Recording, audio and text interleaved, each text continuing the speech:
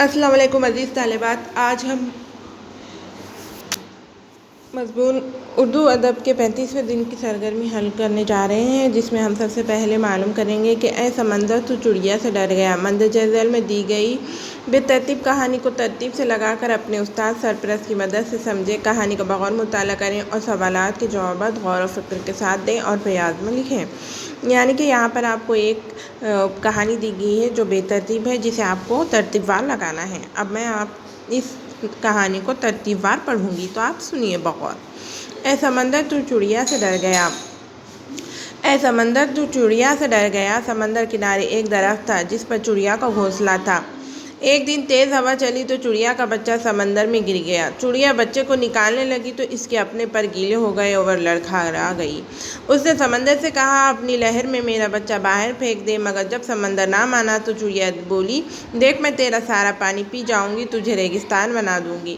سمندر اپنے غرور میں گر جا کے، اے چڑیا، میں چاہوں تو ساری دنیا کو غرق کر دوں، تو ناچیز ہے، میرا کیا بگاڑ سکتی ہے؟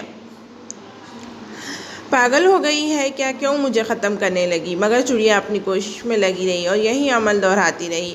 ابھی صرف 22 سے 25 بار ہی چڑیا نے یہ عمل دہرایا تھا کہ سمندر نے ایک زوردار لہر چڑیا کے بچے کو باہر پھینک دیا۔ درخت، جو کافی دیر سے یہ سب واقعہ دیکھ رہا تھا، سمندر سے بولا، اے طاقت کے بادشاہ، جو ساری دنیا کو لمحے میں غرق کر سکتا ہے، اس ناچیز سے چڑیا سے گھبرا گیا۔ یہ بات کچھ سمجھ نہیں آئی۔ سمندر بولا، تو کیا سمجھا میں جو تجھے ایک پل میں اکھاڑ سکتا ہوں، پوری دنیا کو تباہ کر سکتا ہوں، اس ناچیز چڑیا سے ڈروں گا؟ چڑیا نے اتنا سا تو بول، چل پھر خشک ہونے کو تیار ہو جا۔ اس کی کے ساتھ اس نے ایک گھونٹ بھرا اور اڑ کر درخت پر جا بیٹھی۔ پھر آئی گھونٹ بھر اور پھر درخت پر جا بیٹھی۔ اسی طرح یہی عمل 7 سے 8 بار دہرایا تو سمندر گھبرا کے بولا، ایسی بات نہیں ہے، میں تو ایک ماں سے ڈرا ہوں، ایک ماں کے جذبے سے ڈرا ہوں۔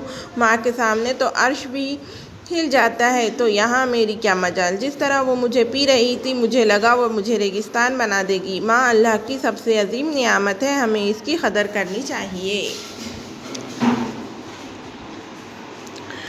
یہاں پر ہے، کہانی پر منحصر سوالات کے جوابات دیجیے۔ سمندر چڑیا کی کس بات سے ڈرا اور کیوں ڈرا؟ سمندر چڑیا کی اس بات سے ڈرا کہ وہ اسے پی کر اسے خشک کر دے گی۔ کیوں ڈرا؟ کیونکہ وہ ایک ماں ہے اور وہ ماں کے جذبے کو سمجھ سکتا ہے۔ چڑیا میں موجود ہمت اور حوصلے کو اپنے الفاظ میں بیان کریں۔ یعنی کہ چڑیا میں اتنی ہمت تھی کہ وہ اپنے بچے کو بچانے کے لیے کچھ بھی کر سکتی تھی، یہاں تک کہ انہوں نے یہ دھمکی دے دی کہ وہ سمندر کو خشک کر کر ریگستان بنا دے گی، ہے نا؟ اب آؤ تخیلاتی بنے میں آپ کو چیلنج دیا گیا ہے، جس میں آپ کو ہم معنی الفاظ لکھنا ہے۔ لیکن ریگستان کو کہتے ہیں صحرا، سمندر کو کہتے ہیں بحر، ناچیز یعنی کہ کم،